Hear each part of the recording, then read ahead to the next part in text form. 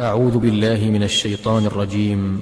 بسم الله الرحمن الرحيم. واعلموا أنما غنمتم من شيء فأن لله خمسه وللرسول ولذي القربى واليتامى والمساكين وابن السبيل إن كنتم آمنتم بالله وما أنزلنا على عبدنا يوم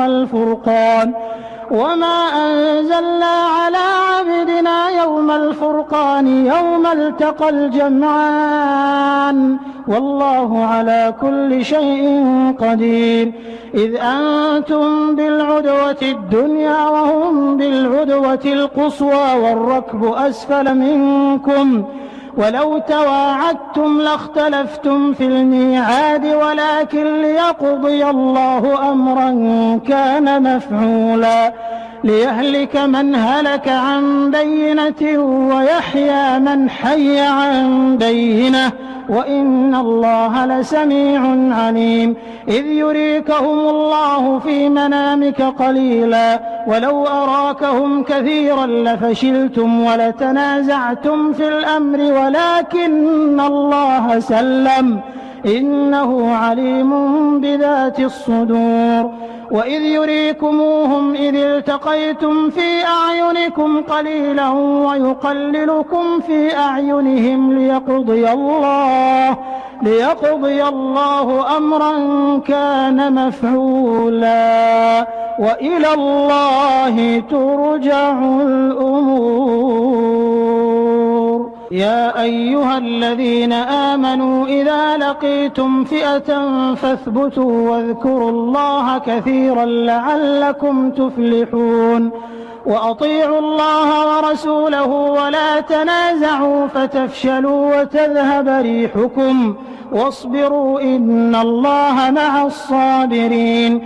ولا تكونوا كالذين خرجوا من ديارهم بطرا ورئاء الناس ويصدون عن سبيل الله والله بما يعملون محيط. وإذ زين لهم الشيطان أعمالهم وقال لا غالب لكم اليوم من الناس وإني جار لكم فلما تراءت الفئتان نكص على عقبيه وقال إني بريء منكم إني أرى ما لا ترون إني أخاف الله والله شديد العقاب. إذ يقول المنافقون والذين في قلوبهم مرض غر هؤلاء دينهم ومن يتوكل على الله فإن الله عزيز حكيم.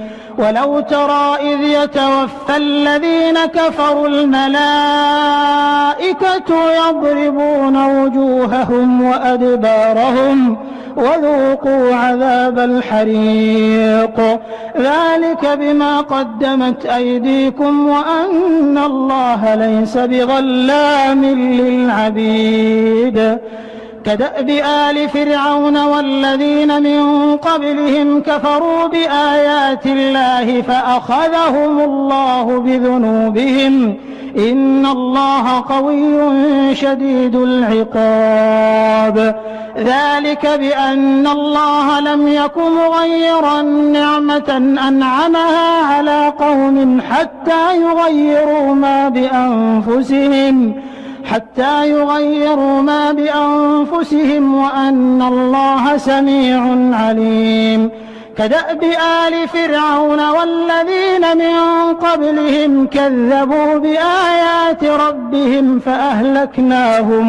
فأهلكناهم بذنوبهم وأغرقنا آل فرعون وكل كانوا ظالمين.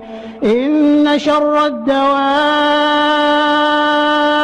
عند الله الذين كفروا فهم لا يؤمنون الذين عاهدت منهم ثم ينقضون عهدهم في كل مرة وهم لا يتقون فإما تثقفنهم في الحرب فشرد بهم من خلفهم لعلهم يذكرون وإما تخافن من قوم خيانة فانبذ إليهم على سواء إن الله لا يحب الخائنين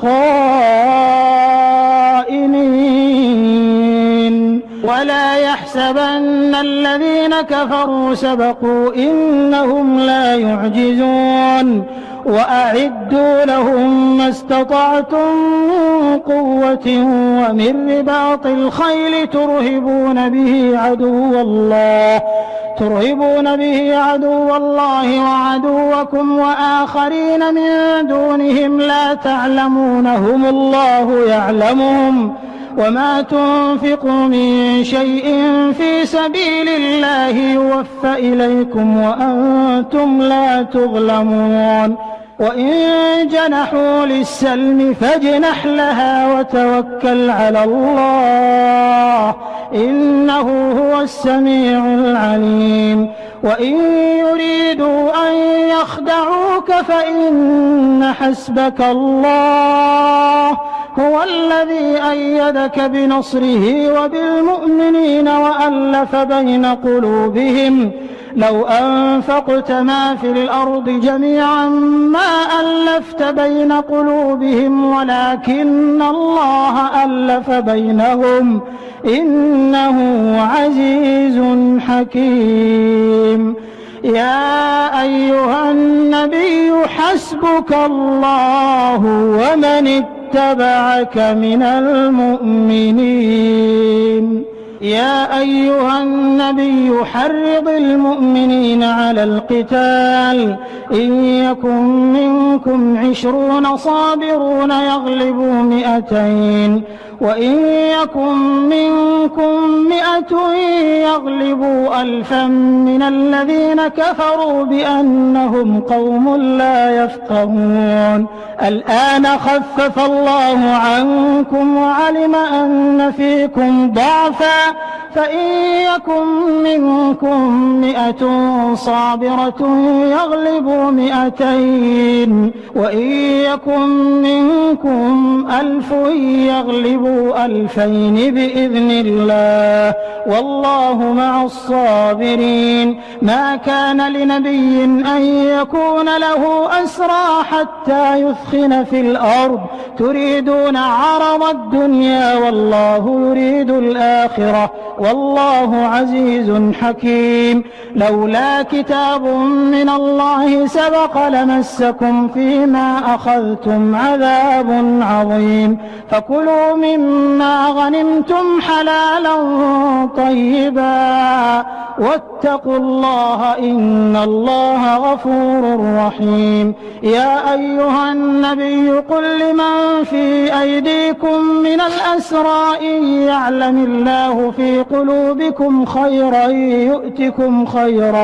يؤتكم خيرا مما أخذ منكم ويغفر لكم والله غفور رحيم وإن يريدوا خيانتك فقد خانوا الله من قبل فأمكن منهم والله عليم حكيم إن الذين آمنوا وهاجروا وجاهدوا بأموالهم وأنفسهم في سبيل الله والذين آووا ونصروا أولئك بعضهم أولياء بعض والذين آمنوا ولم يهاجروا ما لكم من ولايتهم من شيء حتى يهاجروا وإن استنصروكم في الدين فعليكم النصر إلا على قوم بينكم وبينهم ميثاق والله بما تعملون بصير والذين كفروا بعضهم أولياء بعض إلا تفعلوه تكن فتنة في الأرض وفساد كبير. والذين آمنوا وهاجروا وجاهدوا في سبيل الله والذين آووا ونصروا أولئك هم المؤمنون حقا لهم مغفرة ورزق كريم. والذين آمنوا من بعد وهاجروا وجاهدوا معكم فأولئك منكم وأولو الأرحام بعضهم أولى ببعض في كتاب الله إن الله بكل شيء عليم. أعوذ بالله من الشيطان الرجيم. براءة من الله ورسوله إلى الذين عاهدتم من المشركين فسيحوا في الأرض 4 أشهر واعلموا أنكم غير معجز الله وأن الله مخزي الكافرين. وأذان من الله ورسوله إلى الناس يوم الحج الأكبر أن الله بريء من المشركين ورسوله فإن تبتم فهو خير لكم وإن توليتم فاعلموا أنكم غير معجز الله وبشر الذين كفروا بعذاب أليم. إلا الذين عاهدتم من المشركين ثم لم ينقصوكم شيئا ولم يظاهروا عليكم أحدا فأتموا إليهم عهدهم إلى مدتهم إن الله يحب المتقين. فإذا انسلخ الأشهر الحرم فاقتلوا المشركين حيث وجدتموهم وخذوهم واحصروهم واقعدوا لهم كل مرصد فإن تابوا وأقاموا الصلاة وآتوا الزكاة فخلوا سبيلهم إن الله غفور رحيم. وإن أحد من المشركين استجارك فأجره حتى يسمع كلام الله ثم أبلغه مأمنه ذلك بأنهم قوم لا يعلمون. كيف يكون للمشركين عهد عند الله وعند رسوله إلا الذين عاهدتم عند المسجد الحرام فما استقاموا لكم فاستقيموا لهم إن الله يحب المتقين. كيف وإن يظهروا عليكم لا يرقبوا فيكم إلا ولا ذمة يرضونكم بأفواههم وتأبى قلوبهم وأكثرهم فاسقون. اشتروا بآيات الله ثمنا قليلا فصدوا عن سبيله إنهم ساء ما كانوا يعملون. لا يرقبون في مؤمن إلا ولا ذمة وأولئك هم المعتدون. فإن تابوا وأقاموا الصلاة وآتوا الزكاة فإخوانكم في الدين ونفصل الآيات لقوم يعلمون. وإن نكثوا أيمانهم من بعد عهدهم وطعنوا في دينكم فقاتلوا أئمة الكفر إنهم لا أيمان لهم لعلهم ينتهون. ألا تقاتلون قوما نكثوا أيمانهم وهموا بإخراج الرسول وهم بدؤوكم أول مرة أتخشونهم فالله أحق أحق أن تخشوه إن كنتم مؤمنين قاتلوهم يعذبهم الله بأيديكم ويخزهم وينصركم عليهم ويشف صدور قوم مؤمنين ويذهب غيظ قلوبهم ويتوب الله على من يشاء والله عليم حكيم. أم حسبتم أن تتركوا ولما يعلم الله الذين جاهدوا منكم ولم يتخذوا من دون الله ولا رسوله ولا المؤمنين وليجة والله خبير بما تعملون. ما كان للمشركين أن يعمروا مساجد الله شاهدين على أنفسهم بالكفر أولئك حبطت أعمالهم وفي النار هم خالدون. إنما يعمر مساجد الله من آمن بالله واليوم الآخر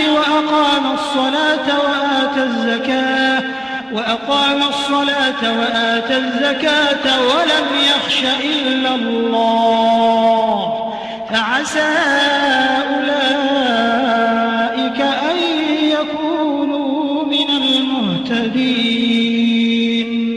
أجعلتم سقاية الحاج وعمارة المسجد الحرام كمن آمن بالله واليوم الآخر وجاهد في سبيل الله لا يستوون عند الله والله لا يهدي القوم الظالمين. الذين آمنوا وهاجروا وجاهدوا في سبيل الله بأموالهم وأنفسهم أعظم درجة عند الله وأولئك هم الفائزون. يبشرهم ربهم برحمة منه ورضوان وجنات لهم فيها نعيم مقيم خالدين فيها أبدا إن الله عنده أجر عظيم. يا أيها الذين آمنوا لا تتخذوا آباءكم وإخوانكم أولياء إن استحبوا الكفر على الإيمان ومن يتولهم منكم فأولئك هم الظالمون. قل إن كان آباؤكم وأبناؤكم وإخوانكم وأزواجكم وعشيرتكم وأموال اقترفتموها وتجارة تخشون كسادها ومساكن ترضونها أحب إليكم من الله ورسوله وجهاد في سبيله فتربصوا حتى يأتي الله بأمره والله لا يهدي القوم الفاسقين. لقد نصركم الله في مواطن كثيرة ويوم حنين إذ أعجبتكم كثرتكم فلم تغن عنكم شيئا وضاقت عليكم الأرض بما رحبت ثم وليتم مدبرين. ثم أنزل الله سكينته على رسوله وعلى المؤمنين وأنزل جنودا لم تروها وعذب الذين كفروا وذلك جزاء الكافرين. ثم يتوب الله من بعد ذلك على من يشاء والله غفور رحيم. يا أيها الذين آمنوا إنما إنما المشركون نجس فلا يقربوا المسجد الحرام بعد عامهم هذا وإن خفتم عيلة فسوف يغنيكم الله من فضله إن شاء إن الله عليم حكيم قاتلوا الذين لا يؤمنون بالله ولا باليوم الآخر ولا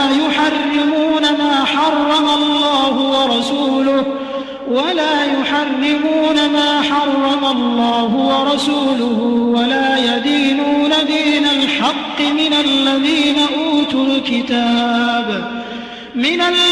أوتوا الكتاب حتى يعطوا الجزية عن يد وهم صاغرون وقالت اليهود عزير ابن الله وقالت النصارى المسيح ابن الله ذلك قولهم بأفواههم يضاهئون قول الذين كفروا من قبل قاتلهم الله أنى يؤفكون اتخذوا أحبارهم ورهبانهم أربابا من دون الله والمسيح ابن مريم وما أمروا إلا ليعبدوا إلها واحدا لا إله إلا هو سبحانه عما يشركون يريدون أن يطفئوا نور الله بأفواههم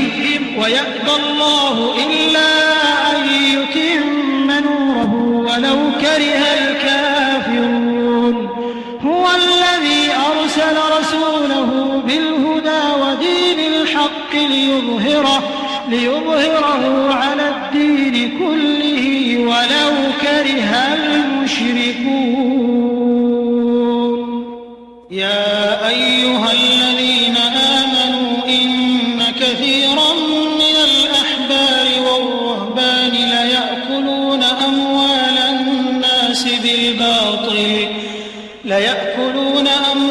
الناس بالباطل ويصدون عن سبيل الله والذين يكنزون الذهب والفضة ولا ينفقونها في سبيل الله فبشرهم بعذاب أليم يوم يحمى عليها في نار جهنم فتكوى بها جباههم وجنوبهم وظهورهم هذا ما كنزتم لأنفسكم فذوقوا ما كنتم تكنزون إن عدة الشهور عند الله 12 شهرا في كتاب الله يوم خلق السماوات والأرض منها 4 حرم ذلك الدين القيم فلا تظلموا فيهن أنفسكم وقاتلوا المشركين كافة كما يقاتلونكم كافة واعلموا أن الله مع المتقين إنما النسيء زيادة في الكفر يضل به الذين كفروا يحلونه عاما ويحرمونه عاما ليواطئوا عدة ما حرم الله فيحلوا ما حرم الله زين لهم سوء أعمالهم والله لا يهدي القوم الكافرين يا أيها الذين آمنوا ما لكم إذا قيل لكم انفروا في سبيل الله اثاقلتم إلى الأرض أرضيتم بالحياة الدنيا من الآخرة فما متاع الحياة الدنيا في الآخرة إلا قليل إلا تنفروا يعذبكم عذابا أليما ويستبدل قوما غيركم ولا تضروه شيئا والله على كل شيء قدير. إلا تنصروه فقد نصره الله إذ أخرجه الذين كفروا ثاني اثنين إذ هما في الغار إذ يقول لصاحبه لا تحزن إن الله معنا فأنزل الله سكينته عليه وأيده بجنود لم تروها وجعل كلمة الذين كفروا السفلى وكلمة الله هي العليا والله عزيز حكيم. انفروا خفافا وثقالا وجاهدوا بأموالكم وأنفسكم في سبيل الله ذلكم خير لكم إن كنتم تعلمون. لو كان عرضا قريبا وسفرا قاصدا لاتبعوك ولكن بعدت عليهم الشقة وسيحلفون بالله لو استطعنا لخرجنا معكم يهلكون أنفسهم والله يعلم إنهم لكاذبون. عفى الله عنك لم أذنت لهم حتى يتبين لك الذين صدقوا وتعلم الكاذبين. لا يستأذنك الذين يؤمنون بالله واليوم الآخر أن يجاهدوا بأموالهم وأنفسهم والله عليم بالمتقين. إنما يستأذنك الذين لا يؤمنون بالله واليوم الآخر وارتابت قلوبهم فهم في ريبهم يترددون. ولو أرادوا الخروج لأعدوا له عدة ولكن كره الله بعاثهم فثبطهم وقيل اقعدوا مع القاعدين. لو خرجوا فيكم ما زادوكم إلا خبالا ولأوضعوا خلالكم يبغونكم الفتنة وفيكم سماعون لهم والله عليم بالظالمين. لقد ابتغوا الفتنة من قبل وقلبوا لك الأمور حتى جاء الحق وظهر أمر الله وهم كارهون.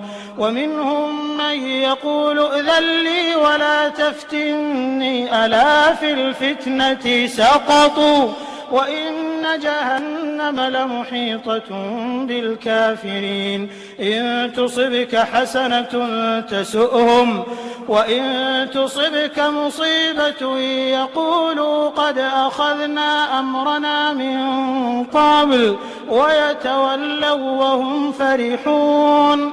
قل لن يصيبنا إلا ما كتب الله لنا هو مولانا وعلى الله فليتوكل المؤمنون. قل هل تربصون بنا إلا إحدى الحسنيين ونحن نتربص بكم أن يصيبكم الله بعذاب من عنده أو بأيدينا فتربصوا إنا معكم متربصون. قل أنفقوا طوعا أو كرها لن يتقبل منكم إنكم كنتم قوما فاسقين. وما منعهم أن تقبل منهم نفقاتهم إلا أنهم كفروا بالله وبرسوله ولا يأتون الصلاة إلا وهم كسالى ولا ينفقون إلا وهم كارهون.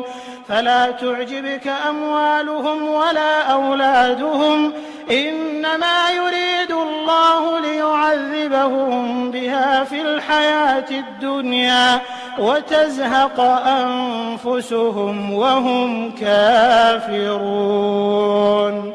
ويحلفون بالله إنهم لمنكم وما هم منكم ولكنهم قوم يفرقون لو يجدون ملجأ أو مغارات أو مدخلا لولوا إليه وهم يجمحون ومنهم من يلمزك في الصدقات فإن أعطوا منها رضوا وإن لم يعطوا منها إذا هم يسخطون ولو أنهم رضوا ما آتاهم الله ورسوله وقالوا حسبنا الله سيؤتينا الله من فضله ورسوله إنا إلى الله راغبون إنما الصدقات للفقراء والمساكين والعاملين عليها والمؤلفة قلوبهم وفي الرقاب والغارمين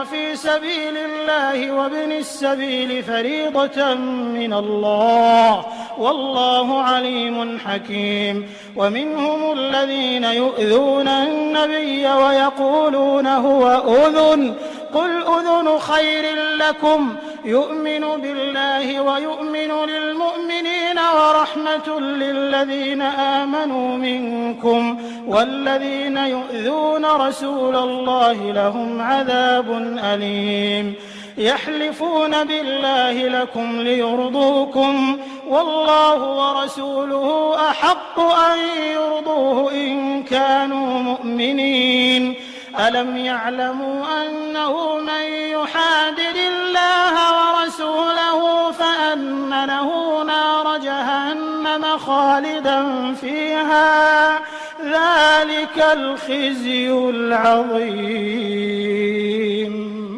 يحذر المنافقون أن تنزل عليهم سورة تنبئهم بما في قلوبهم قل استهزئوا إن الله مخرج ما تحذرون ولئن سألتهم ليقولن إنما كنا نخوض ونلعب قل أبالله وآياته ورسوله كنتم تستهزئون لا تعتذروا قد كفرتم بعد إيمانكم إن نعف عن طائفة منكم نعذب طائفة بأنهم كانوا مجرمين المنافقون والمنافقات بعضهم من بعض يأمرون بالمنكر وينهون عن المعروف ويقبضون أيديهم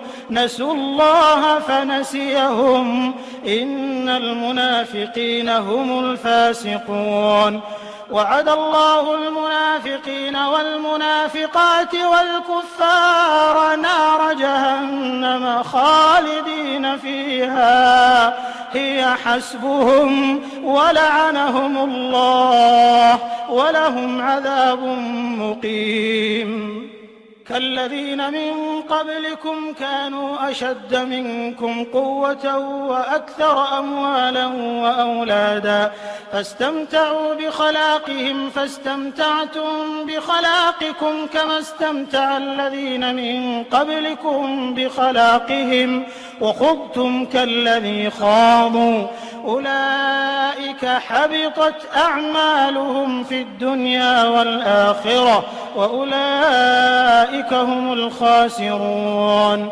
ألم يأتهم نبأ الذين من قبلهم قوم نوح وعاد وثمود وقوم إبراهيم وأصحاب مدين والمؤتفكات أتتهم رسلهم بالبينات فما كان الله ليظلمهم ولكن كانوا أنفسهم يظلمون والمؤمنون والمؤمنات بعضهم أولياء بعض يأمرون بالمعروف وينهون عن المنكر ويقيمون الصلاة ويؤتون الزكاة ويقيمون الصلاة ويؤتون الزكاة ويطيعون الله ورسوله أولئك سيرحمهم الله إن الله عزيز حكيم. وعد الله المؤمنين والمؤمنات جنات تجري من تحتها الأنهار خالدين فيها ومساكن طيبة في جنات عدن ورضوان من الله أكبر ذلك هو الفوز العظيم.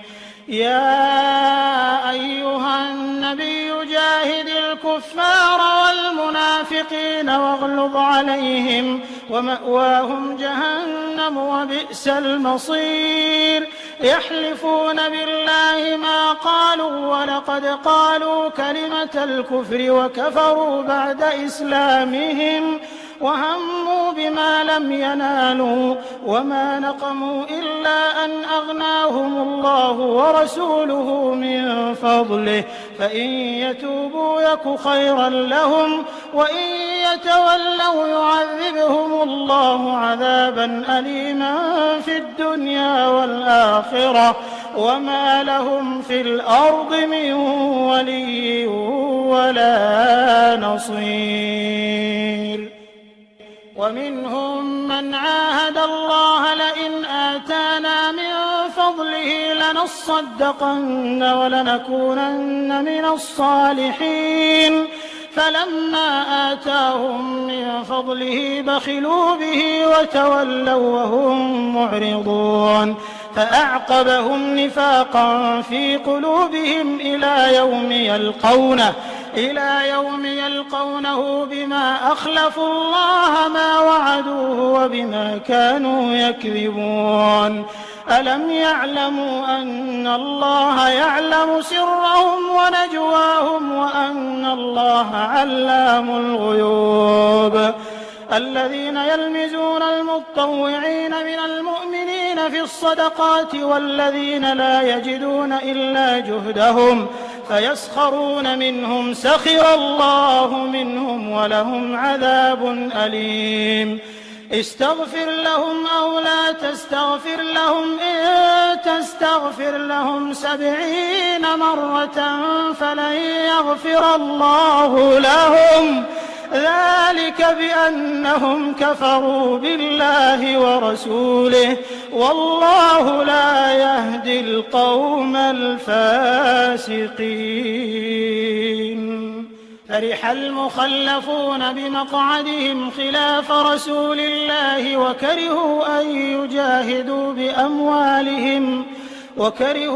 يجاهدوا بأموالهم وأنفسهم في سبيل الله وقالوا لا تنفروا في الحر قل نار جهنم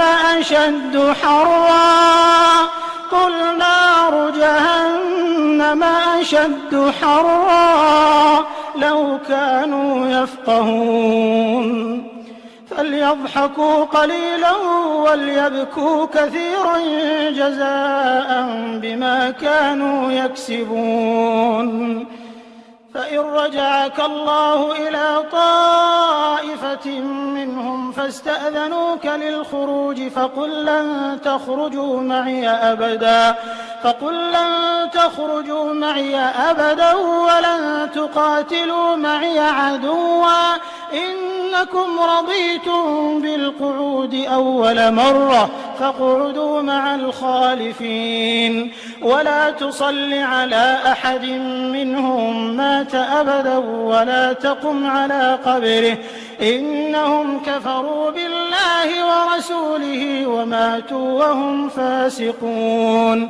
ولا تعجبك أموالهم وأولادهم إنما يريد الله أن يعذبهم بها في الدنيا وتزهق أنفسهم وهم كافرون. وإذا أنزلت سورة أن آمنوا بالله وجاهدوا مع رسوله استأذنك أولو الطول منهم وقالوا ذرنا نكن مع القاعدين. رضوا بأن يكونوا مع الخوالف وطبع على قلوبهم فهم لا يفقهون. لكن الرسول والذين آمنوا معه جاهدوا بأموالهم وأنفسهم وأولئك لهم الخيرات وأولئك هم المفلحون. أعد الله لهم جنات تجري من تحتها الأنهار خالدين فيها ذلك الفوز العظيم. وجاء المعذرون من الأعراب ليؤذن لهم وقعد الذين كذبوا الله ورسوله سيصيب الذين كفروا منهم عذاب أليم. ليس على الضعفاء ولا على المرضى ولا على الذين لا يجدون ما ينفقون حرج